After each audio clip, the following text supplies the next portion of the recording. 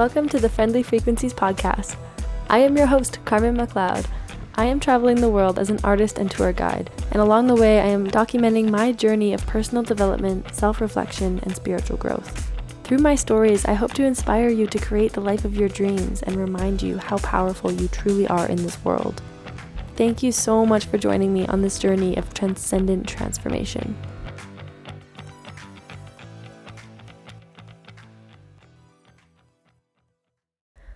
Hello. Welcome to the Friendly Frequencies podcast. Once again, I'm making a quick solo episode and I'm going to postpone the interview I just did 2 days ago.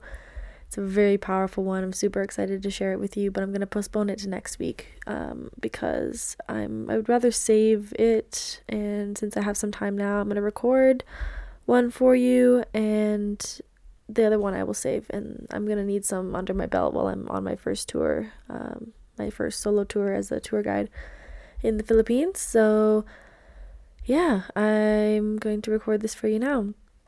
It also works nicely because I posted on my Instagram asking if anybody has any requests of what they want me to talk about, and I got one request by Juliet Townsend. She commented on my post and asked me about if I feel homesick ever and if I miss home and how I handle that as a solo traveler.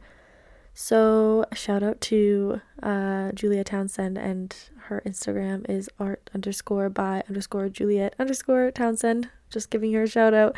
Thank you for asking the question. It's kind of gave me the inspiration to make this whole episode. So it's gonna touch on more than just that part of it, but it will answer your question. So I'm going to talk about what it's like overall traveling traveling solo as a woman. And I hesitate there because I actually wrote down the title, which was going to be that, but then I crossed out as a woman and I wrote as Carmen, because my experience is going to be probably totally different than a lot of other women's experiences, because there's so many different ways of traveling. So the way I've done it is quite, abnormal, I guess. And so my experience is a lot based on the things that I've been doing, but I have also experienced every type of traveling solo, I feel like, almost. I've lived in every type of situation, from kind of shacks in the middle of nowhere, with nothing, no walls, no toilets, or no anything. And I've also stayed in fancy hotels and, really nice places. So I've stayed in the boonies of buttfuck nowhere, and I've stayed in the super touristy areas, and I've been around plenty of locals, and then I've also been around plenty of tourists. So I've definitely done all of the spectrum of in between of all of that. So I think I actually am a good person to give you an insight on what it's like, because I have done a lot of the different options that people kind of do. Now, yeah, I've been technically backpacking this whole time for most of the time. But not, when you say backpacking, I feel like a lot of people picture, when I think of backpacking, I'm like, okay, my time in Vietnam was like legit backpacking. I was going from hostel to hostel, mostly just hanging out with foreigners, party hostels every time, basically. So lots of touristy things, and yeah, just a lot of hanging out with Westerners and foreigners. So for me, that's an experience that I absolutely love, because I made long time friends that way and had really amazing experiences. But I wouldn't want to do that the entire time.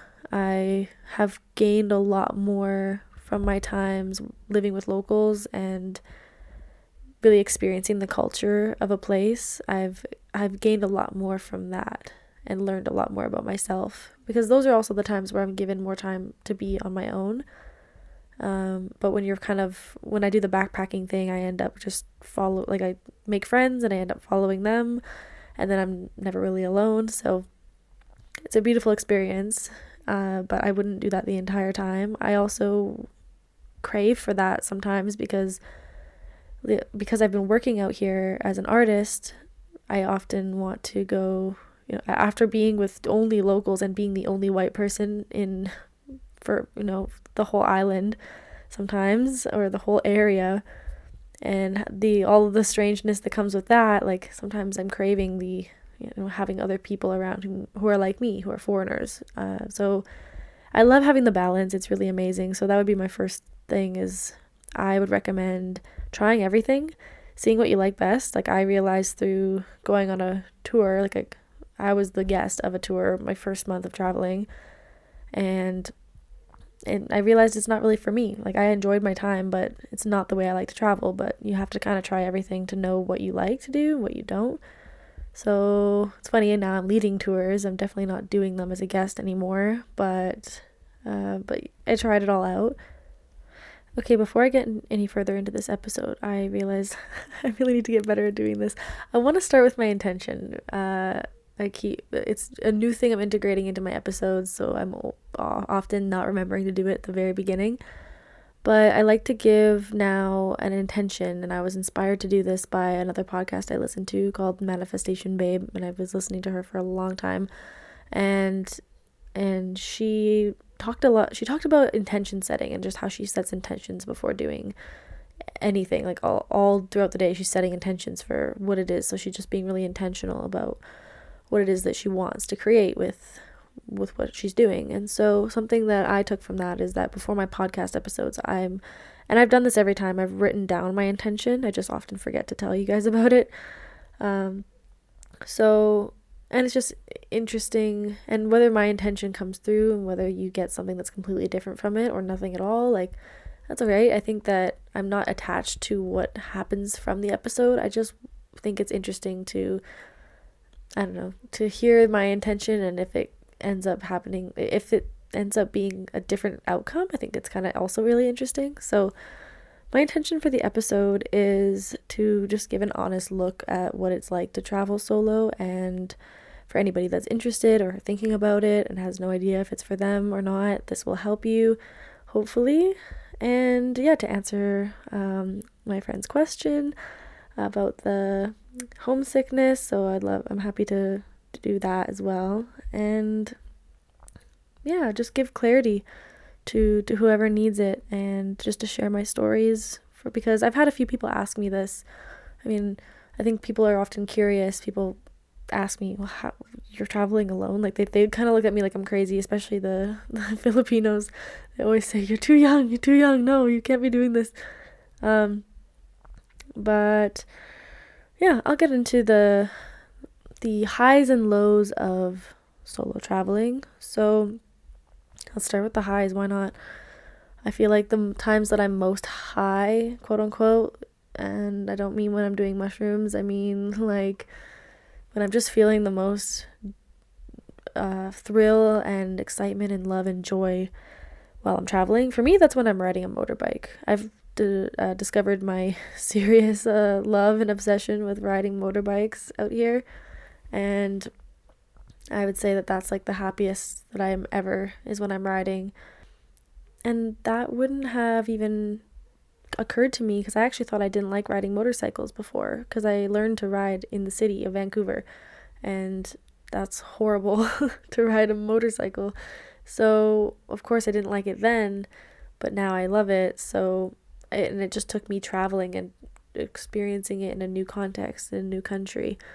So I think that the more you try new things and get uncomfortable, you realize what you love and what you may not have realized you're so passionate about something, or you may have even thought the opposite, like it wasn't for you, and then you end up seeing it in a new context. So that was a huge thing that came out of this for me. Now I want to travel the whole world, ride motorbikes everywhere. And just the freedom, I think overall, just the freedom is the number one most amazing thing about traveling solo, especially solo. Like, I make all the decisions for myself, and this is really impactful because I'm 100% responsible. Like, I'm taking care of myself out here. I have no one looking after me. I mean, as much as I feel like all the Filipinos want to look after me, of course not all of them will, and people tend to remind me, not everyone is as nice as us, like, be careful. And at the end of the day, it is just me taking care of myself and making sure that I stay alive and get through this. So it's a really amazing experience being fully responsible, fully independent, and just, but there's so many amazing things that come with traveling alone. I think that my most favorite thing about traveling alone is the connections I make with other people.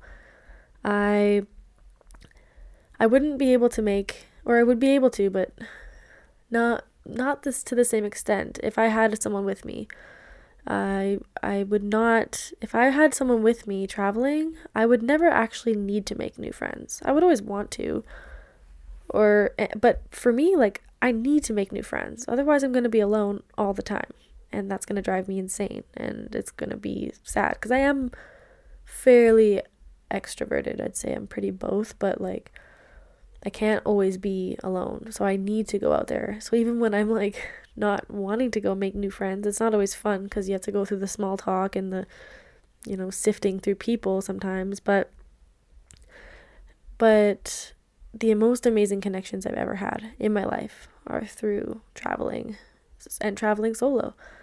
Yes, I could have met these people if I had somebody else with me, but would we have become friends? Who knows? Maybe we wouldn't have even talked to each other because I'm obviously more likely to go out and seek somebody out and talk to them if I'm alone because I need to make friends. So that's how I've made friends with many people out here and people who have completely changed my life and impacted me really in a really amazing way. And like in the first month of traveling, I was with my boyfriend at the time, and he and I made no friends because we had each other. We didn't need anybody else. We were just totally happy. We tried to make friends a few times. Like, we'd go out a couple times and talk to people, but nothing really ever happened. But we never really tried. Like, it was just, it's not the same, especially when you're in a couple. When you're in a relationship, I think it's even less so that you're going to make friends. That's just my experience, because I think you're just paying more attention to each other. You're in love, like you're on vacation together, of course, right? You want to be together. So yeah, I think that the connections that I make with locals and with foreigners, like with everybody, is just, the quality is just insane. It's amazing. And that's the number one thing that I've taken from traveling solo. Connections in general, I guess, because along with that goes the connection with myself has been even more powerful than probably any connection that I've had with any other person. And I'd say that my strongest relationship ever is the one with myself. And this came through traveling as well. Now, I already had a great relationship with myself before, but like, I've always loved myself, but now it is like, I'm just in love with the relationship I have with myself. I feel like I'm almost in a relationship with myself, and I've been feeling this the last few days, or like the last week, especially because I've had long periods of time by myself. The last, I'd say, 5 days, I've been basically completely by myself. I made a few friends yesterday when I went up to Boscawen to get tattooed by Apple Wang Od. Oh yeah, I should probably have mentioned this. I got tattooed by the oldest tattoo artist in the world. She's quite famous in the Philippines, and people come from all over the world to get tattooed by her. I just went up to Boscawen to do that yesterday. So that was really great. I met some people up there, but I did that alone. And that's definitely something I would recommend doing with somebody, because it's more expensive when you're by yourself, and it's just definitely, I'm still glad that I went. It was amazing, but I think that, like, if I was to recommend it to someone, I would say bring people with you. But it was still wonderful, and I made friends with these people and they allowed me into their friend group just because I was alone and we were staying in the same place. So there you go again. Like, if I had people with me, I wouldn't have felt the need to hang out with these other people. So it's just really nice how that happens, and people just really want to take you in when you're alone as well. And so it gives everybody a chance to connect even more. But getting back on track, spending this much time with yourself really